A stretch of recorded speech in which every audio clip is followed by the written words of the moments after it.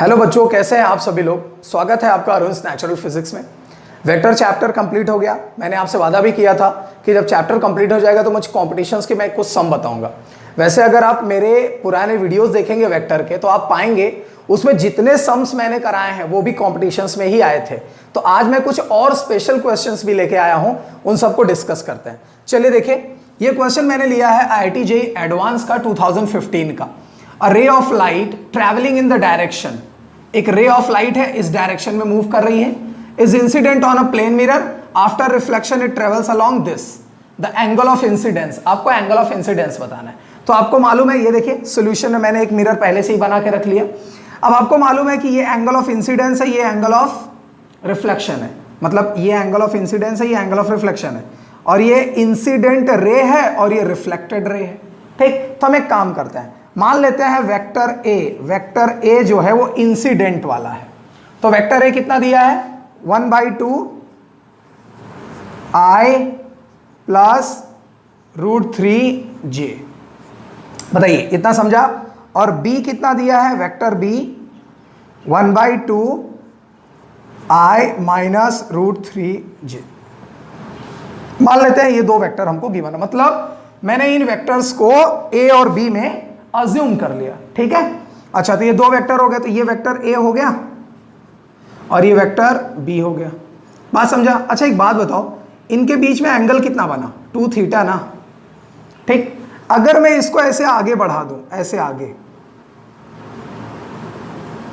ऐसे, ठीक है, तो ये वेक्टर a ही तो है, वेक्टर a। इतना क्लियर हुआ। अब आपके पास कुछ वेक्टर ऐसा बन गया, ये वेक्टर b और ये वेक्टर a। ठीक, और बीच का एंगल कितना बना इनके। अब आप बताइए, ये एंगल कितना है, ये एंगल कितना है, ये एंगल कितना है। तो भाई ये पूरा 2 थीटा है, तो बचा कितना, पाई माइनस 2 थीटा, मतलब 180 डिग्री माइनस 2 थीटा। तो ये कितना एंगल बचा, 180 डिग्री माइनस 2 थीटा। बताइए बचा कि नहीं। बहुत ही सिंपल है। अब आपको एंगल ऑफ इंसिडेंस चाहिए ना, सीधा डॉट प्रोडक्ट का फॉर्मूला लगा दीजिए। आपको मालूम है a dot b equals to क्या होता है, ab cos theta, equation number 1। ठीक, अभी ऐसे इक्वेशन नंबर 1 रखिए आप। ठीक है, अब जरा ध्यान से देखिए, पहले हम निकालते हैं a डॉट b। तो a डॉट b आप कैसे निकालेंगे, चलिए डॉट b तो मैं आपको सिखा चुका हूं। तो पहले a का वैल्यू लिखिए 1/2 I प्लस √3j। ठीक, और डॉट प्रोडक्ट, चलो इसको डॉट में यहां करता हूं, थोड़ा जगह नहीं है तो, और 1/2, ठीक है, और I माइनस √3j। ठीक, या इसको और सही से लिख देता हूं, नहीं तो आप कंफ्यूज हो जाओगे बेटा। पहले आप मुझे इतना बताओ, ये चीज समझ में आ गया, आपको डायग्राम समझ में आ गया, तो मैं ये चीज रब कर देता हूं। ठीक है, आप इसको नोट कर लीजिएगा। तो इसको रब करके बताता हूं। चलिए, इस क्वेश्चन को नोट कर लीजिएगा और आप फील करें कितना सिंपल आंसर है। यहां पे 4 आंसर भी गिवन था, उसमें से कोई एक सही होगा। ठीक है, उसमें से कोई एक सही होगा। तो ऐसे बना लिया, और a dot B equal to ab cos theta होता है। तो चलिए मुझे a डॉट b बताइए पहले कितना होगा, a डॉट b। तो a का वैल्यू कितना है, 1/2 I प्लस √3j, और डॉट 1/2 I माइनस √3j। देखो कितना सिंपल है, नंबर का नंबर से तो 1/2 मिलके कितना हो गया, 1/4 कर लो ना। ठीक, और ब्रैकेट लगा लो, नंबर तो नंबर, स्केलर प्रोडक्ट ही होगा। अब I का I के साथ तो 1, प्लस माइनस तो माइनस, और j का j के साथ तो j डॉट j 1 होता है, और √3 इंटू √3 3, तो कितना है 3 माइनस 1 माइनस 2/4। देखो ना 1/4 ऐसा, तो कितना आ गया -1/2। बताओ इतना समझ में आया। तो a डॉट b कितना आ गया, a डॉट b कितना आ गया, -1/2। ठीक है, चलो इसको भी अब मैं रब कर देता हूं, इसको नोट कर लेना। अच्छा, अब देखो कितना सिंपल हो रहा है। आपको ये इस फॉर्मूले में cos थीटा निकालना है। तो अब मुझे बताओ a कितना होगा, a मतलब क्या, मॉड वेक्टर a ना, बात समझा? तो ब्रैकेट में 1/2 का 1/2 को अगर अंदर लिखोगे, ध्यान से देखना, 1/2 को अंदर लिखोगे तो 1/2 i और √3/2j। तो यहां मॉड कैसे निकालेंगे? i का वैल्यू कितना? 1/2, तो इसका स्क्वायर, और j का वैल्यू कितना? तो √3/2। आई होप मेरी बात समझ रहे हैं। अरे भाई 1/2 को अंदर कर दीजिए, तो ये देखिए ऐसा मॉड निकालना सिखाया है ना। अब बी वाला बताइए, बी वाला, सॉरी यहाँ पे तो a डॉट बी है ना, तो मैं a का वैल्यू यहीं से ले लेता हूँ, ठीक है, a का वैल्यू मैंने यहीं से ले लिया। अब b का वैल्यू बताओ, b का वैल्यू मॉड b कितना होगा? तो b वाली वैल्यू ये है, तो ये 1/2 अंदर चला जाएगा, तो 1/2 का होल स्क्वायर है ना, और प्लस, सॉरी हाँ प्लस, और ये माइनस का √3/2 और इसका होल स्क्वायर। ठीक, अब जरा दोनों सॉल्व करके देख लो। इसको हटा देता हूं अब मैं, इसको सॉल्व करके देखोगे तो 1 आएगा, इसको सॉल्व कर देखोगे 1 आएगा। बहुत ही सिंपल है यार, 1/2 का स्क्वायर 1/4, √3/2 का स्क्वायर 3/4, तो 1/4 प्लस 3/4 4/4, और 4 कैंसिल, तो 1 बचा ना। √1 का वैल्यू 1 ही तो होता है, यहाँ भी वही आएगा। तो देखो a का वैल्यू आ गया, b का वैल्यू आ गया, a डॉट b का आ गया, तो ये इक्वेशन में रख दे। तो इक्वेशन वन क्या हो जाएगा? a डॉट b की जगह क्या रखेंगे? -1/2 इक्वल टू a की जगह 1, b की जगह 1, और cos थीटा की जगह क्या रखेंगे मुझे बताओ? तो cos थीटा की जगह क्या था? 180 - 2 थीटा था। बेटा वैल्यू तो यही था ना, याद करो। तो फिर cos 180 - 2 थीटा को क्या बोलते हैं? -cos 2 थीटा बोलते हैं, और 1 × 1 तो मतलब ही नहीं, तो -1/2, तो माइनस से माइनस कैंसल, तो cos 2 थीटा इक्वल टू 1/2। ठीक है, ध्यान से देखना, cos 2 थीटा इक्वल टू 1/2। ठीक है, तो cos 2 थीटा इक्वल टू 1/2 का वैल्यू कितना होता है? cos 60, तो cos कैंसल, तो 2 थीटा का वैल्यू कितना है? 60 डिग्री। तो थीटा का वैल्यू कितना आया? इसको रब कर देता हूँ अब। थीटा का वैल्यू कितना है? 30 डिग्री। तो ये देखो आ गया ना, एंगल ऑफ इंसिडेंस 30 डिग्री। ठीक है, तो आप चेक कर लेना, जितनी भी चीज़ मैंने आपको बताई बहुत ही सिंपल है यार। आपको इन दोनों का डॉट प्रोडक्ट करना था, है ना, और वो formula a dot B equal to A B cos theta में लगा देना था, ए बी कॉस थीटा, और यहीं से थीटा निकाल लेते, आंसर आ जाता। अगर आप लास्ट वीडियो सब देखते आ रहे हैं तो यकीन मानिए ये सबसे सिंपल है आपको। ठीक है, चलिए आगे देखते हैं। ये भी हो गया भाई। आपको थोड़ा कैलकुलेशन में लग रहा होगा थोड़ा बड़ा हो गया, बट नहीं, डोंट वरी, कोई कैलकुलेशन बड़ा नहीं हुआ, क्योंकि अब आप 11th में आ गए हैं, 12th में आने वाले हैं, तो भाई ज़्यादा बड़ा कैलकुलेशन नहीं है। ठीक है, चलिए अब आगे एक क्वेश्चन की तरफ बढ़ते हैं। एक मिनट, हाँ, तो एक क्वेश्चन है जेई मेन का। जेई मेन का एक क्वेश्चन देखिए दिया है, a vector A is rotated. अब ये जेई मेन और 2015 का ही है। लिखा है a vector A is rotated, a vector A is rotated, इसको रोटेट किया, rotated by a small angle delta theta, by a small angle, ध्यान से सुनते भी चलेंगे तो बहुत काम आएगा, एंगल डेल्टा थीटा। ठीक है, थीटा रेडियंस, ये रेडियन में दिया है, रेडियंस, और डेल्टा थीटा क्या है? 1 से बहुत छोटा है, वेरी लेस देन 1, ये गिवन है। To get a new vector B, to get a new vector B, मतलब इनको एक नया वेक्टर मिला बी। ठीक, in that case b minus A is, so mod का b minus A mod is क्या होगा? 4 आंसर गिवन है। पहला मॉड ए और डेल्टा थीटा, ठीक, दूसरा आंसर गिवन है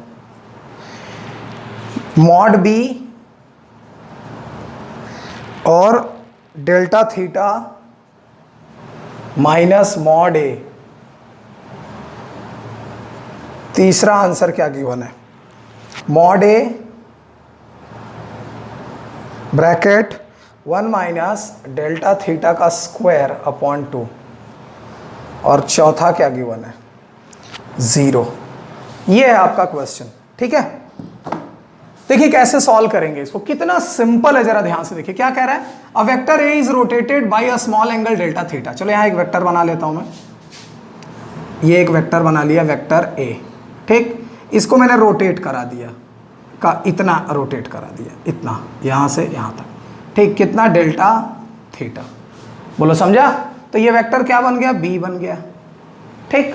अब आपको क्या चाहिए? आपको चाहिए मॉड बी माइनस ए। तो मुझे एक बात बताओ, मैं ये रिजल्टेंट निकाल लेता हूं, रिजल्टेंट आर, ठीक है। वेक्टर आर निकालो, ठीक। तो कैसे निकालोगे बताओ? ये देखो ए और आर एक ही तरफ जा रहे हैं, तो vector A plus R equals to vector B.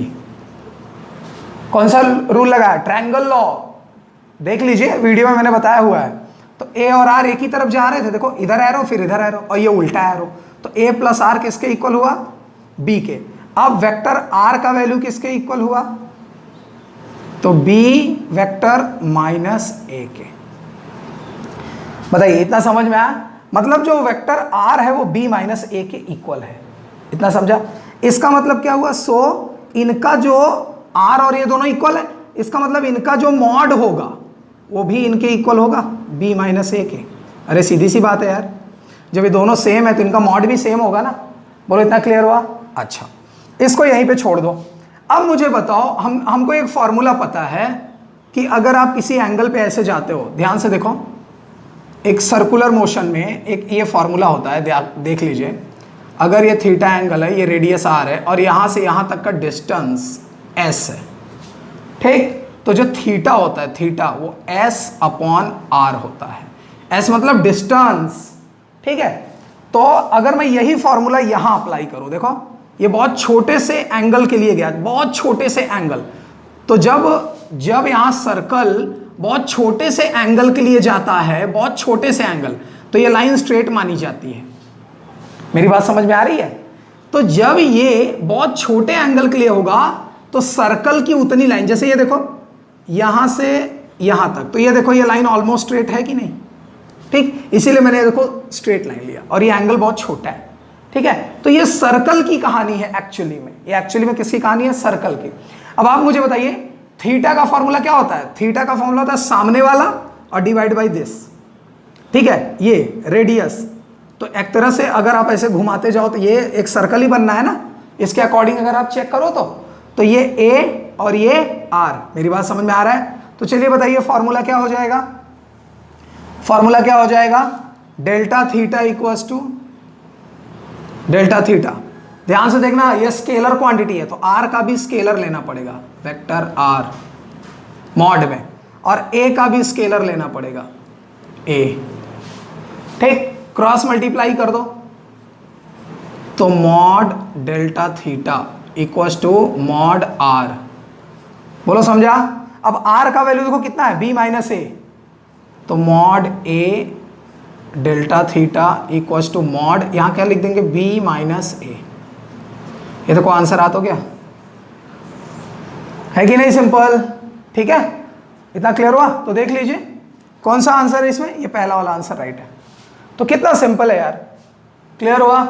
अगर आपके मन में आ रहा सर ये बी क्यों नहीं लिखा यहां, अरे यार इसलिए नहीं लिखा क्योंकि ए क्या है? A vector A is rotated by a small angle delta theta to get a new vector B. मतलब ए जब इधर गया तो एक नया वेक्टर मिला, मतलब जो बी है वो ए से ही रिलेट करता है ना। मेरी बात समझ रहे हो? मतलब ए का ही कंपोनेंट बी है, ए का ही कंपोनेंट बी है। इतना क्लियर? इसीलिए मैंने ये फॉर्मूला लगाया, ठीक। तो कितना सिंपल है आप देख लीजिए। चलिए और ट्राई करते हैं एक दो सम, ध्यान से देखिएगा। इतने सिंपल सम है इसमें, बस यही एक दो आपको थोड़े से कंफ्यूजिंग लग सकते हैं, बट यकीन मानिए थोड़ा ट्राई करके देखिए, बहुत सिंपल है। कोई कंफ्यूजन रहेगा तो आप मुझे जरूर लिखिएगा कमेंट बॉक्स में, मैं आपकी हेल्प कर दूंगा, ठीक है। चलिए अब आगे की तरफ क्वेश्चन बढ़ाते हैं। 1 मिनट और क्वेश्चन मुझे देख लेने दीजिए, आपकी हेल्प कर सकूं ज़्यादा से ज़्यादा। हाँ वेरी गुड, एक बहुत अच्छा क्वेश्चन देखो यहाँ पे मिला है। इफ एंगल बिटवीन, ये भी किसी कंपटीशन का है बट अब ये आईआईटी का नहीं है, ये किसी और इंजीनियरिंग कॉलेज और किसी कंपटीशन का है। ये IPUCET का है, मतलब इंद्रप्रस्थ यूनिवर्सिटी का है। तो देखिए, और ये नीट में भी क्वेश्चन पूछा गया है। तो क्या क्वेश्चन है देखिए कि इफ द एंगल बिटवीन, ध्यान से देखिएगा, if angle between vector A and B is theta, ठीक, the value of product is equal, the value of product, कौन सा product, the value of product, कौन सा प्रोडक्ट है, एक मिनट, हाँ, बी क्रॉस ए, फिर डॉट का ए क्या होगा, इज इक्वल टू, बहुत इंपॉर्टेंट क्वेश्चन है, ध्यान से देखना, ये कई बार आ चुका है एग्जाम में, ठीक है ना, मोस्ट इंपॉर्टेंट क्वेश्चन, नीट में भी पूछा जा चुका है। तो देखिए 4 आंसर दिए हैं, चलिए पहला आंसर देखते हैं। ए दिया है BA² cos theta, BA² cos theta, B दिया है BA² sin theta, BA² sin theta, आप भी दिमाग लगाइएगा कौन सा आंसर आएगा। सी है BA² sin theta cos theta, और डी है कितना, 0, ठीक, इतने वैल्यूज हैं आपके पास। देखिए बिना कैलकुलेशन के मैं आपको बताता हूं कैसे सॉल्व करना है, ध्यान से देखना। B क्रॉस ए फिर डॉट ए, मुझे एक बात बताइए, अगर ये वेक्टर A और ये वेक्टर B है, मैं अगर B से A की तरफ इसको ऐसे घुमाऊं, मेरी बात समझ रहा है, ऐसे घुमाऊं तो ये चीज नीचे जा रही है ना, तो याद होगा ये मैं सिखा चुका हूं, तो एक मुझे नया वेक्टर मिलेगा C, मतलब ये C कौन है, ये C जो है वो B क्रॉस A के इक्वल है, B क्रॉस A के इक्वल है। ये चीज मैं समझा चुका हूं, जाके देख लेना आप, ठीक है, लास्ट वीडियोस में। तो C जो है वो B क्रॉस A के इक्वल, मतलब आप B से A की तरफ जा रहे हैं ना, तो B क्रॉस A, तो B क्रॉस A किसके इक्वल होगा, एक नए वेक्टर के। और आपको एक बहुत अच्छी इंफॉर्मेशन मैं बताऊं, ये जो वेक्टर नया वाला आता है ना, ये A पर भी परपेंडिकुलर होता है और B पर भी परपेंडिकुलर होता है। कैसे होता है मैं आपको बताता हूं, देखिए ध्यान से देखिएगा। 2 वेक्टर ऐसे दिए होते हैं, ऐसे, ठीक, इन दोनों वेक्टर को आपको ऐसे घुमाना है, मान लीजिए B है ये A है, तो आपने ऐसे घुमाया, इन दोनों को ऐसे घुमाया, तो जो नया वेक्टर निकलता है ना वो ऐसे निकलता है, ऐसे, ये A और B है, आप इनको घुमाएंगे तो ये निकलेगा। और आप खुद चेक कीजिए कि ये जो है इस पे भी 90 का एंगल बना रहा है, इस पे भी 90 का एंगल बना रहा है, मतलब जो रिजल्ट आ रहा है, इन दोनों का जो क्रॉस का रिजल्ट आ रहा है वो 90 का एंगल बना रहा है दोनों के साथ। मेरी बात समझ में आई। अब देखिए क्या फायदा हुआ, क्या फायदा हुआ जरा देखिए। अब फायदा ये हुआ कि B क्रॉस A का जो भी रिजल्ट है, ठीक है, तो वो A के साथ 90 का एंगल बना रहा है। चलिए मान लेते हैं कि लेट B क्रॉस A जो है वो C आया, कितना आया, वेक्टर C, मान लेते हैं, ठीक है। तो देखिए क्या होगा, कितना सिंपल हो गया। आप देखिए, अब आपको क्या मालूम है कि अगर B क्रॉस A C हो गया तो मैं बोल सकता हूं C, इनकी जगह C और डॉट A। अब बताइए C डॉट A का वैल्यू कितना होगा, आपको फॉर्मूला मालूम है, CA cos theta, CA cos theta. लेकिन आपको मालूम है कि थीटा C और A के बीच में कितना एंगल है, 90 डिग्री का, ये 90 है, तो CA cos 90, तो cos 90 का वैल्यू 0, तो पूरा हो गया 0। इसका मतलब B cross A dot A, ये पूरे का वैल्यू क्या आएगा, 0 आएगा। इतना समझा, सिंपल है कि नहीं। तो देख लीजिए आप यहां पे इतना क्लियर हो गया। एक बार फिर से समझा देता हूं, देखिए आपको कंफ्यूजन आ रही हो तो देखिए, लास्ट वीडियोस अगर आप देख के आए तो आपको मालूम है कि B क्रॉस A का जो रिजल्ट आता है, चलो मान लेते हैं वो C है, और ये जो C है, C ये परपेंडिकुलर होता है A पर भी, और ये C परपेंडिकुलर होता है B पर भी। भले ही A और B परपेंडिकुलर ना हो, A और B भले ही परपेंडिकुलर ना हो, लेकिन इन दोनों का जो रिजल्ट आया C वो कैसा रहेगा, परपेंडिकुलर। तो अगर B क्रॉस A C है तो B क्रॉस A की जगह मैंने क्या लिख दिया, C और डॉट A, ठीक, तो CA cos थीटा। अब बताओ C और A के बीच में कितना एंगल है, तो देखो C और A परपेंडिकुलर है ना, तो यहाँ थीटा 90 हो जाएगा, cos 90 0 होता है, पूरा 0 हो गया ना। इसका मतलब B cross A dot A क्या होगा, 0, ठीक, बहुत ही सिंपल है। चलिए समझ गए आप, तो याद रखिएगा इसमें 0 ही आंसर आना है। चलिए अब अगला एक क्वेश्चन देख लेते हैं। बहुत ही सिंपल क्वेश्चन है। वेक्टर में मैंने जितने सम आपको कराए हैं, अगर आपने वो प्रैक्टिस कर लिया, यकीन मानिए मेरे सामने बुक है, मैं तो देख रहा हूं, इसमें जितने कॉम्पिटिशन्स के क्वेश्चन है वो ऑलमोस्ट आपको आते हैं। इसलिए मैं वो सम नहीं करवा रहा हूं, बहुत से क्वेश्चन है मैं नहीं कर रहा हूं, क्योंकि वो आपको आते हैं। वो ऑलरेडी मैंने जो है लास्ट वीडियोस में जाके देखिए, क्रॉस प्रोडक्ट, डॉट प्रोडक्ट और पैरेललोग्राम, ट्रायंगल लॉ के उनके ऊपर मैंने काफी न्यूमेरिकल्स कराए हैं। वो ऑलमोस्ट न्यूमेरिकल्स भी कंपटीशन के वाले ही थे, और आज कुछ न्यूमेरिकल्स जो बच गए हैं वो मैं करवा देता हूं। अच्छा, यहां पे और एक क्वेश्चन, 1 मिनट। हाँ, एक देखिए क्वेश्चन दिया है, the value of P, find value of P, find value of P so that vectors, अब 3 वेक्टर्स गिवन है, क्या क्या, 2i माइनस जे प्लस के comma i plus 2j minus 3k, i plus 2j minus 3k comma, और एक given है 3i pj, 3i और यहां पे प्लस pj और प्लस 5k r कोप्लानर, ये गिवन है, r कोप्लानर। देख लीजिए, कह रहा है ये तीनों वेक्टर कोप्लानर है। कोप्लानर मतलब एक ही प्लेन में है, तो find the value of p। ठीक, तो इसका एक फॉर्मूला होता है, मैं आपको बता दूं, कंपटीशन में अगर ऐसा सवाल आ गया तो कैसे करेंगे। इसका एक फॉर्मूला होता है, डिटर्मिनेंट निकाल लीजिए आप, डिटर्मिनेंट, और वो 0 के इक्वल आना चाहिए।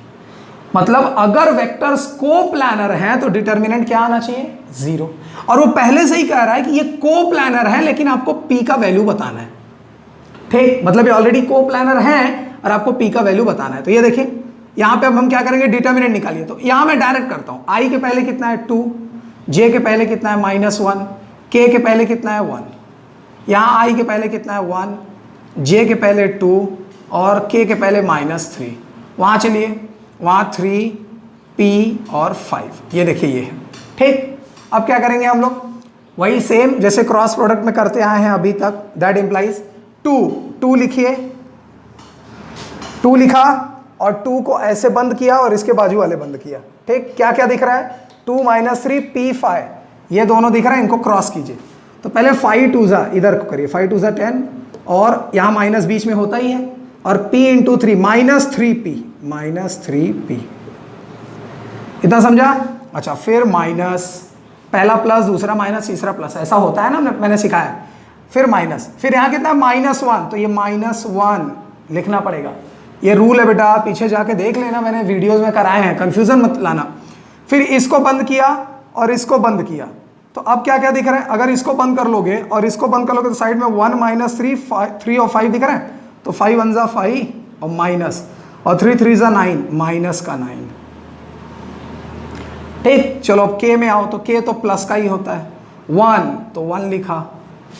ठीक, फिर से अब इसको बंद करो और इसको बंद करो, कौन कौन दिख रहा है, 1 2 3p, 1 2 3p, तो ये क्रॉस कर लो।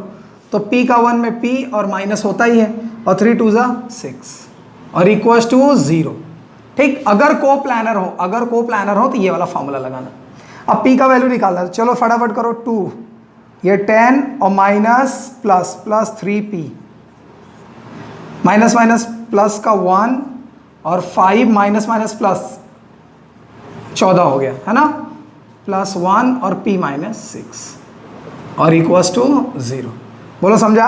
अब फटाफट मल्टीप्लाई करो, 2 का 10 में करो 20, 6p + 14 + p - 6 इक्वल्स टू 0। ठीक, 6p और 1p मिलके 7p कर लो। 20 और 14 कितना हुआ, 34, और 34 में 6 माइनस कर लो। ठीक है, तो कितना आया, 28 इक्वल्स टू 0। कैसा 28 आया, प्लस का 28 आया, तो 7p + 28 0, तो 7p इक्वल्स टू -28, तो p इक्वल्स टू -28/7, कैंसिल किया कितना, -4, तो आंसर आ गया, p का वैल्यू -4 होगा। ठीक है, तो ये भी आपने सम कर लिया। क्लियर। अच्छा, अब आगे बढ़ते हैं। 1 मिनट, ये सब नोट करते चलिए, आपके बहुत काम आने वाले हैं, बहुत ज़्यादा काम आने वाले हैं। और एक बात याद रखिए, हम लेक्चर के साथ, मतलब जब चैप्टर स्टार्ट होता है और हम जितने न्यूमेरिकल उस वक्त करते हैं, साथ में करते आते हैं, वो सब प्रैक्टिस कीजिए। आप सोचते होंगे कि फिज़िक्स मजबूत क्यों नहीं होती, इतना पढ़ते हैं, लेकिन आप वो एक सिस्टमेटिक वे में नहीं पढ़ते ना, इसलिए कमी हो जाती है। लाइन से सब कुछ पढ़ते आइए धीरे धीरे, ठीक है। अच्छा, तो यहाँ पे चलिए एक ये क्वेश्चन हो गया, और जो इम्पोर्टेंट मुझे, और जो आपको आता है वो मैं नहीं बता रहा हूँ, ठीक है। इसमें जो मुझे लग रहा है कि वो सिंपल है, वो आपको आते हैं, वो मैं नहीं बता रहा हूँ, ठीक। और देखते हैं क्वेश्चन, 1 मिनट। हाँ, यहाँ पे दिया है एक क्वेश्चन, ये बार बार मैंने एम्स में पूछा गया है। 2 equal vectors have a resultant equal to either the angle between them is. यार ये क्वेश्चन कई बार आया है, नीट में भी, एम्स में भी, कई बार मैंने इसको देखा है क्वेश्चन को। क्या कह रहा है? 2 इक्वल वेक्टर्स, ये सब मैं करा चुका हूं, पास्ट वीडियोस में जाके देख लीजिए। 2 equal vectors having equal resultant, मतलब रिजल्टेंट भी इक्वल है और वेक्टर भी इक्वल है। फाइंड एंगल बिटवीन वेक्टर, है ना? कुछ समझ में आ रहा है? चलो मान लेते हैं, लेट हमारे पास vector A equals to vector B equals to vector R, है ना, इक्वल्स टू, मान लिया कि ये तीनों वेक्टर इक्वल है ना, तो मैंने क्या काम किया, तीनों वेक्टर इक्वल है, चलो ऐसे ही रखो, ये चीज़ गिवन है ना, ये चीज़ गिवन है अपने को, ठीक है। देखो अब क्या करेंगे, मैंने आपको इसके 2 तरीके बताए थे। आप चाहें तो डायरेक्ट ये वाला फॉर्मूला लगा लीजिए, आपको एंगल पता करना है, तो R equals to A² plus B² plus 2AB cos theta, ठीक। चलो यहाँ R है, R को R ही रखो, A की जगह भी R रखो, क्यों? क्योंकि A B R सब इक्वल है ना, तो इनका मैग्नीट्यूड भी तो इक्वल होगा, तो A की जगह R रखो तो R², B की जगह भी R रखो R² प्लस 2, A और B की जगह R रखो तो R² और cos थीटा। देखो सब वही आ रहा है। अच्छा, स्क्वायरिंग ऑन बोथ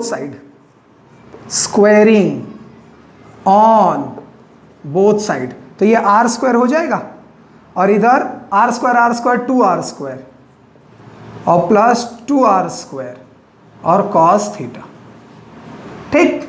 ये 2R² इधर लाओ तो 2R² इसमें माइनस हो गया, तो minus R² equals to 2R² और cos थीटा।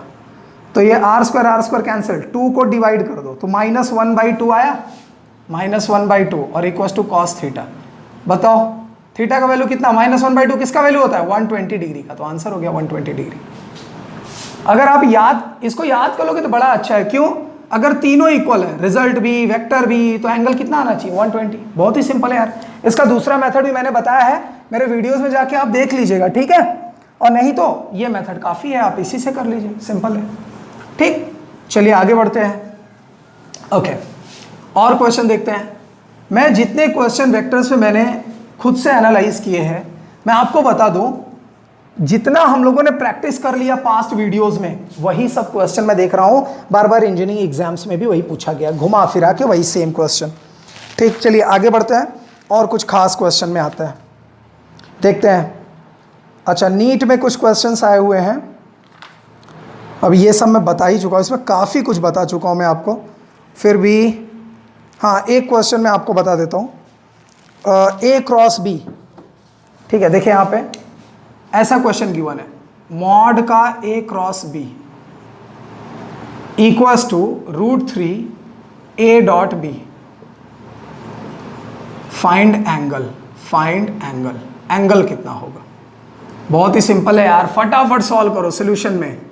मुझे बताओ मॉड का A क्रॉस B क्या होता है? AB sine theta. N cap मत लगाओ, क्यों? क्योंकि मॉड लगा है ना, तो सिर्फ मैग्नीट्यूड। √3 A डॉट B क्या होता है? AB cos theta. हो गया प्रूफ। देखो AB से AB कैंसिल, cos थीटा को लाके डिवाइड कर दो, तो sine theta upon cos theta कितना हो गया? tan थीटा, और इक्वल टू √3, तो थीटा का वैल्यू कितना आ गया? 60 डिग्री। आंसर हो गया। अब बताइए, ये भी इंजीनियरिंग में पूछा हुआ क्वेश्चन है। अब आप खुद गेस कर सकते हैं कि कैसे कैसे क्वेश्चन फिर गिवन होंगे, ठीक है। तो बच्चों बहुत अच्छे से मन लगा के सारे वीडियोस देखिए, नोट्स बनाइए, और फिर और भी कोई रेफरेंस बुक हो तो खुद को एनालाइज कीजिए, खुद को चेक कीजिए, इवैल्यूएट कीजिए। आपको खूब समझ में आएगा कि वाकई में आपने कितना सीख लिया है। हाँ, एक क्वेश्चन देखते हैं, 2015 नीट में आया था। ए का वैल्यू गिवन है, बी का वैल्यू गिवन है, और find the value of T if they are orthogonal. देखिए ये क्वेश्चन देखिएगा, मैं यहाँ लिख देता हूँ। आपको वैल्यू गिवन है ए का cos omega T, cos omega T, एक minute, cos omega T I plus sine omega T J, और वेक्टर बी गिवन है, वेक्टर बी गिवन है आपको, देख लीजिए, cos omega T by 2i और plus sine omega T by 2 और j।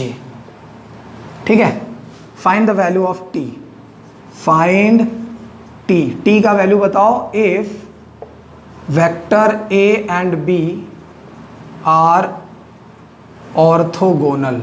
Orthogonal, orthogonal मतलब बेटा परपेंडिकुलर, ऑर्थोगोनल मतलब परपेंडिकुलर। ठीक, देखिए कितना सिंपल सा है इसको।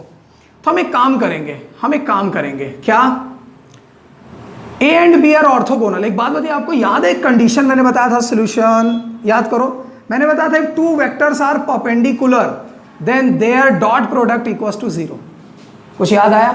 ये मैं बता चुका हूं कि if two vectors are perpendicular then their dot product is 0। चलिए ये फॉर्मूला लगाते हैं, ए का वैल्यू लिखो यहां, तो cos omega T I plus sine omega T J, ये तो हो गया किसका वैल्यू, ए का। फिर डॉट प्रोडक्ट, फिर cos omega T by 2i plus sine omega T by 2 क्या जे, है ना, और इक्वल टू 0। डॉट प्रोडक्ट 0 आता है ना, कब, जब दोनों परपेंडिकुलर हो। ऑलरेडी सिखाया हुआ है सब चीजें। चलो फटाफट मुझे बताओ, आई का आई के साथ, जे का जे के साथ करो, तो कॉस ओमेगा टी और cos omega T by 2, I dot I तो 1 हो गया, प्लस साइन ओमेगा टी और sign omega T by 2, J dot J क्या हो गया 1 और इक्वल टू 0। ये एक फॉर्मूला है किसका, कॉस ए माइनस बी का। तो ये कॉस ए कितना है बताओ, ए है ओमेगा टी, और माइनस बी कितना है, बी कितना है omega T by 2, omega T by 2 और इक्वल टू 0। ठीक, अब बताओ cos omega T minus omega T by 2 कितना बचा, ओमेगा टी बाई 2 ही तो बचा, और इक्वल टू 0। ठीक, अब मुझे बताओ ये किसका वैल्यू होता है, ये कॉस मतलब ये 0 किसका वैल्यू, कॉस 90 का। तो मैं इसको ऐसा लिख सकता हूँ, ऊपर की चीज़ मैं रब कर रहा हूँ, नहीं तो यहाँ लिख रहा हूँ, एक मिनट देखिए, तो मैं इसको लिख सकता हूँ cos omega T by 2 equal to cos 90।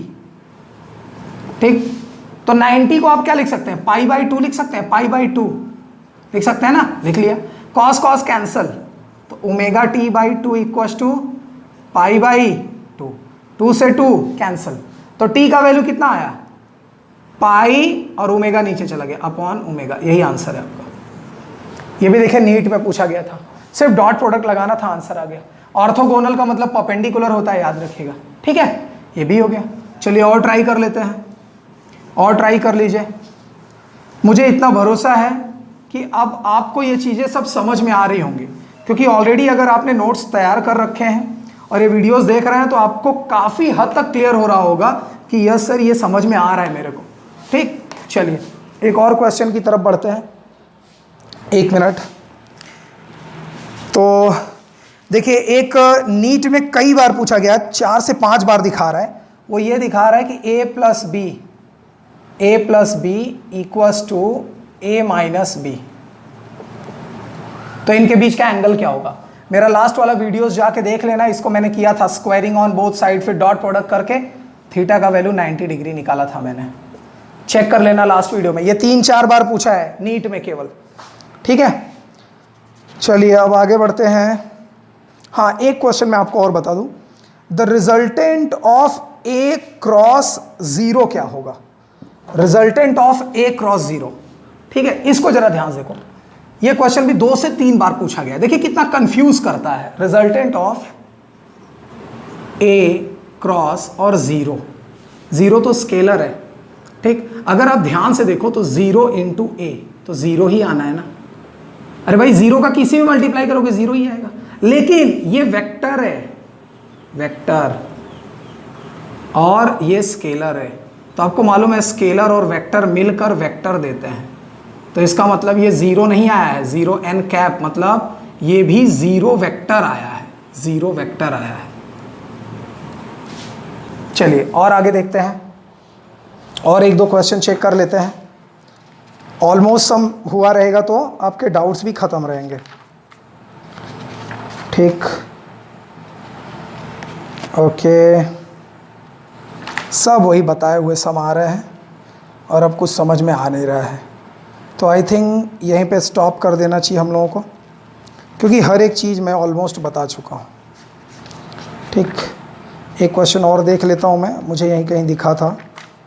1 minute बेटा। हाँ, एक बड़ा अलग सा क्वेश्चन, ये हमने कभी किया नहीं है बट फिर भी मैं आपको बता देता हूँ, ध्यान से देखना। द पोजीशन वेक्टर, ये इंजीनियरिंग में आया था, जेई में। The position vector of a point, देखिए position vector of a point, position vector of a point क्या गिवन है? r equals to xi plus yj plus zk। ठीक है, ये position vector given. And another vector, एक और vector given है भाई, कौन? वेक्टर a, और उसका वैल्यू गिवन है 3i प्लस 2j और प्लस 5k। ठीक, फिर क्या कह रहा है? Which of the mathematical relations is correct? Which of the mathematical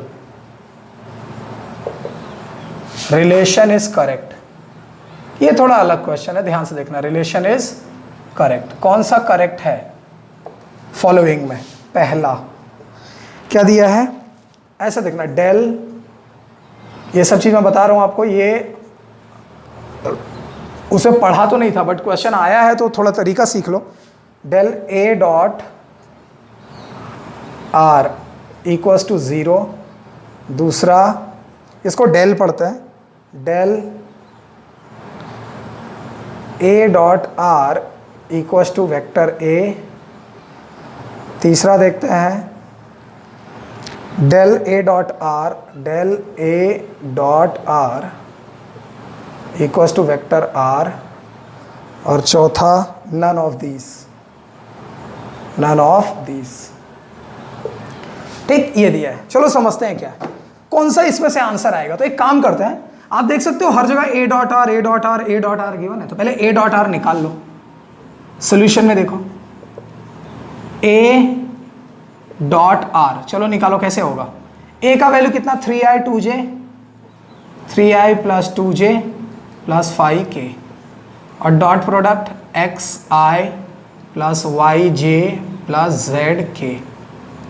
ठीक, चलो बताओ, i का i के साथ तो 3x plus 2i plus 5z आ गया a डॉट r का वैल्यू। ठीक है, इतना समझा। अब क्या होता है मालूम है, ये जो डेल लगा है इसका क्या मतलब मैं बताता हूँ। जैसे डेल मान लीजिए आपको दिया है डेल p ऐसे लिखा है, तो इसका क्या मीनिंग है? इसका मतलब ये है कि डेल p x वाला x के पार्शियल डिफ्रेंसिएशन करना है। बस इतना जान के रखिए, आगे हम सीखेंगे कि पार्शियल क्या होता है, मैं आपको मैथमेटिकल टूल्स में बताऊंगा। तो फिर ये डेल पी वाई वाला फंक्शन y के रेस्पेक्ट में j, और प्लस डेल पी जेड वाला फंक्शन डेल z और k। ठीक, तो जरा ध्यान से देखो, यहाँ पे डेल p का ये फॉर्मूला हम अप्लाई करने वाले हैं। ठीक है, चलिए चेक करते हैं इसके आगे डेल लगा के। तो डेल ए डॉट आर लगा दिया मैंने। तो ध्यान से देखना, डेल के बाजू में कौन है, 3x है, y है, z है। ठीक, मतलब ए डॉट आर का जो रिजल्ट है वो x y z में है। तो आप क्या करेंगे, डेल, ध्यान से देखना, डेल x, और यहाँ p था तो px, तो यहाँ a डॉट आर है, तो यहाँ कितने वैल्यू है, 3x, तो यहाँ ब्रैकेट में 3x और i कैप साथ में। ध्यान से देखिए कितना सिंपल है, plus del upon del y और py की जगह 2y और j cap, plus del upon del z कितना 5z और क्या k कैप।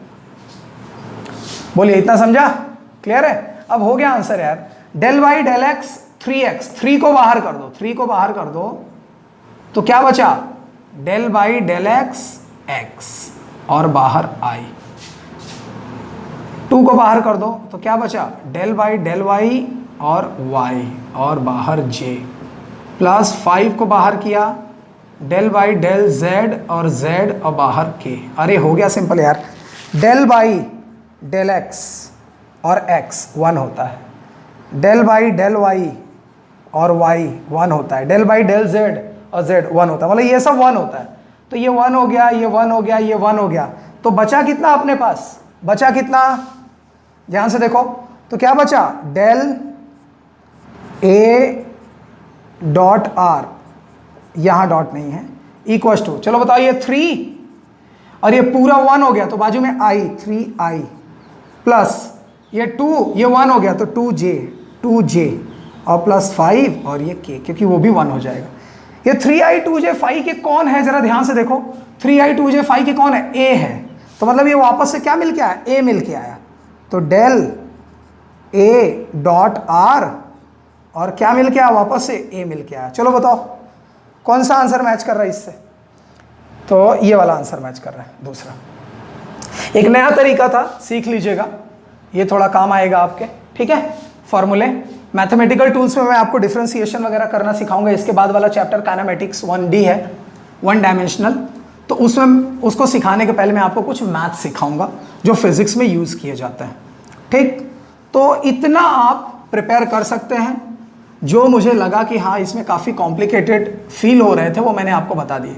अब बाकी जो क्वेश्चन गिवन है, बिलीव मी, वो सारे क्वेश्चन वही है जो मैंने पास्ट लेक्चर्स में मैंने करवाए हैं, घुमा फिरा के वही मैं देख पा रहा हूँ कि इंजीनियरिंग में वही सब पूछे गए 3-3, 4-4 बार। तो इससे अच्छा तो ये है कि पास्ट वाला लेक्चर जाके देखिए और रिवाइज कर लीजिए, आपके आंसर्स आ गए, ठीक है। एक क्वेश्चन मैं आपको और बता देना चाहता हूँ, ध्यान से देखिएगा। इसमें एक वैल्यू गिवन था, एक मिनट बस, पहुंच ही गए हैं क्वेश्चन के पास। हाँ देखिए ये क्वेश्चन, ये थोड़ा अलग थे, मैंने करवाया नहीं था। Determine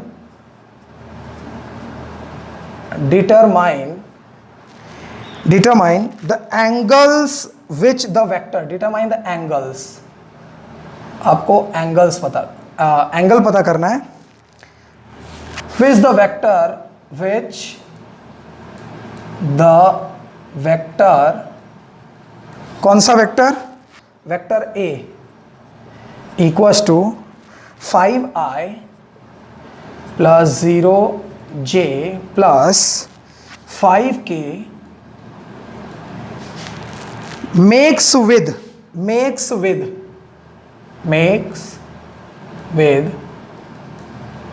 x, y and z axis। देख लीजिए कितना सिंपल है ये क्वेश्चन क्या कहता है, आपको याद आना चाहिए। मैंने आपको कुछ इस तरह से बताया था, ये 3 वेक्टर है और ये इनका रिजल्टेंट है, रिजल्टेंट r, ठीक। रिजल्टेंट r अल्फा एंगल बनाता है किसके साथ, x एक्सिस के साथ, y के साथ चलो मान लेते हैं बीटा एंगल बनाता है, और z के साथ कितना एंगल बनाता है, गामा, ठीक। तो आपको याद होगा मैंने बताया था जो वेक्टर r है, ठीक है, ये इसका मैग्नीट्यूड अगर आप x एक्सिस में लोगे तो rx equals to r cos alpha आएगा। ये मैं बता चुका हूं, आप जाके देख लेना। फिर ऐसे ही ये r का मैग्नीट्यूड जब y में लोगे तो R Y equals to R cos और वाई के साथ एंगल कितना बीटा, और जब z में लोगे तो R Z equals to R cos gamma. ये 3 फॉर्मूले आएंगे। ठीक, अब इस फॉर्मूले से आप एंगल निकाल सकते हो, तो चलो फटाफट निकाल लेते हैं। देखिए कैसे कैसे, इसको रब कर दूं, ये मैं ऑलरेडी समझा चुका हूं बच्चा, तो आप देख लेना ओल्ड वीडियोस में। ठीक है, अब ये फॉर्मूला मैं अप्लाई करने जा रहा हूं। उससे पहले मैं वेक्टर ए का मैं मैग्नीट्यूड निकालूंगा। डायरेक्ट कर रहा हूं, तो मैग्नीट्यूड में देखो i का वैल्यू 5 तो 5 का स्क्वायर, प्लस j का वैल्यू 0 हटा दो, फिर k का वैल्यू 5 तो 5 का स्क्वायर। ठीक है, तो ये आएगा 25। ठीक, और 25 प्लस 25 मतलब कितना 50 ना, √50 यही है ना। तो इसको हम क्या बोल सकते हैं 5√2 है ना, ऐसा लिख सकते हैं ना मैथमेटिक्स में। अब वहां पे rx r cos ये इतना है, लेकिन यहां वेक्टर a है, तो मैं क्या कर सकता हूं, rx को क्या लिख सकता हूं ax, r को क्या लिख सकता हूं a, ry को क्या लिख सकता हूं ay, r को क्या लिख सकता हूं a। मेरी बात समझ में आ रही है? इसको क्या लिख सकता हूं az, और इसको क्या लिख सकता हूं a। लगा दो फॉर्मूला, पहला वाला फॉर्मूला लगाओ। So ax equals to a cos alpha. ax का वैल्यू बताओ कितना, ax ये देखो, ये बेटा ये ax का वैल्यू है, ये ay का वैल्यू है, और ये az का वैल्यू है। इतना तो पता होगा यार, बहुत सिंपल सी चीज बता रहा हूं। तो ax का वैल्यू कितना 5, a का वैल्यू देखो निकल के आया अभी 5√2, तो 5√2 और cos अल्फा। डिवाइड कर दो, 5 से 5 कैंसिल, 1 आया, और √2 डिवाइड कर दो, 1/√2 इक्वल्स टू cos अल्फा। तो अल्फा का वैल्यू कितना 45 डिग्री, 45 डिग्री का आता है ना 1/√2। चलो एक आंसर आ गया। वापस से लगाओ ay equals to a cos beta. तो ay का वैल्यू कितना है, देखो यहाँ देखो 0 है, ये 0 है। a कितना है 5√2 और cos बीटा, तो 5√2 को इधर डिवाइड कर दो तो 0 ही आएगा ना यार। तो cos बीटा का वैल्यू कितना है 0, तो 0 किसका वैल्यू है 90 डिग्री का, तो बीटा कितना आ गया 90 डिग्री। ठीक है, cos 90 का वैल्यू 0 होता है ना।